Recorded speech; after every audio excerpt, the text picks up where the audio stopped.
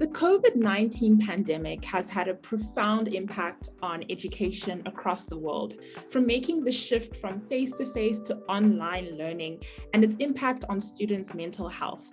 Yet we are so inspired by the stories of how students, teachers, and education leaders have responded to the pandemic. On this episode, I'll be speaking to Hasina Marriott from the Global Teachers Institute in South Africa. Thank you so much for joining us today. An absolute pleasure. Take us back to March 2020. Just as the pandemic was starting, how did that impact the work that you do? We weren't very prepared. We had the skills, okay?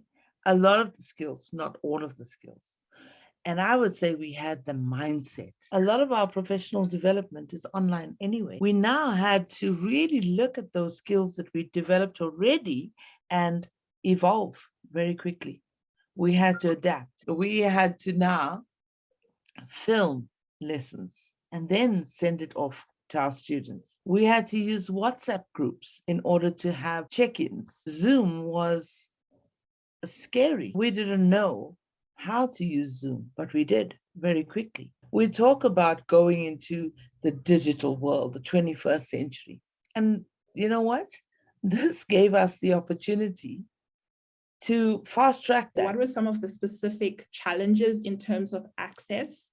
And what were some of the solutions or approaches that you carried out to, alleviate those challenges? Data issues, resource issues, laptops, phones. Our staff did not have access to a lot of data. So we very quickly had to ensure that not only our staff had data, but we had to find the money because we hadn't budgeted for this. People from all over the world were contributing to this fund. And that fund helped us to ensure that we could give our students data. But there's no point in having data if they don't have laptops. One of our amazing funders contributed a whole lot of money to our laptop fund. So we took that fund, we bought laptops, gave it to our students, and we said to our students, listen, these are the laptops we have bought with money we didn't have, but we raised. And now you will have these laptops to do your work, but they had to pay it back. Because then we always have this pool of money. Then every year, new students are able to buy a laptop. If you had to advise, I know certain schools use different types of tools. For you, what was that? Initially, we just used WhatsApp because that's what our students had access to. It was the cheapest form of communication. And then we started with Google Meets. We use a lot of Google Classroom. And then we just fell in love with Zoom. I mean, honestly, we've used everything that is cheap. Are there any notable benefits to online teaching and learning that you've observed? You know what? There's so many benefits. I don't have to teach 18 children in a classroom. I could teach 100 children and get them to engage. I can reach mentors that are anywhere in the country, anywhere in the world. Because of online accessibility, we can all work together. What impact have you observed amongst your students during the pandemic? Oh my gosh, so many. And there's only so much we can do. How did we support them? Any way we could. Financially, we had soup kitchen. We had people that, worked with mental health, helping our students, social workers. We did what we could, but wasn't easy.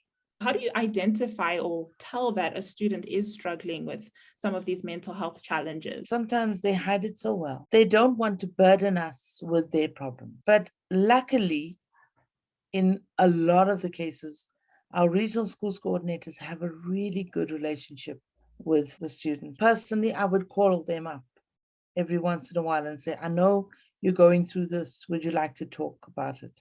But really, it plays out in so many different ways. They are absent from school, absent from exams. They are demotivated. They get sick more often. It's a lot of ways to identify it. But I'd like to think that first and foremost, it's because they tell us. If a student or a child is telling us about something that they're going through, often they just want you to listen. So you actively listen to the student and hear what they're saying. And not say, well, here is the answer to your problem, but really to listen and say, I'm here. I mean, empathy is simple. It's the ability to understand what others are going through and to not just understand, but also share the feelings of others.